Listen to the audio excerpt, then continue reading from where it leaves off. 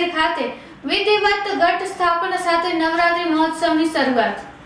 તારીખ 19 માર્ચ 2026.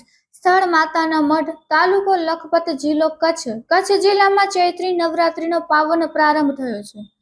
માતાના મઢ ખાતે આવેલા પવિત્ર આશાપુરા માતા મંદિર ખાતે વિધિવત ઘટ સ્થાપન સાથે નવરાત્રી મહોત્સવની શરૂઆત કરવામાં આવી છે. મંદિરમાં પરંપરાગત વિધિ અનુસાર પૂજા અર્ચના કરવામાં આવી, જેમાં મોટી સંખ્યામાં માઈ ભક્તો ઉપસ્થિત રહ્યા હતા. ભક્તોએ શ્રદ્ધા ભાવે માતાજીના દર્શન કરીને નવરાત્રીના પ્રથમ દિવસે આશીર્વાદ મેળવ્યા હતા. જિલ્લાભરમાં વિવિધ મંદિરોમાં પણ ઘટ સ્થાપના સાથે નવરાત્રી ઉજવણીનો આરંભ થયો છે.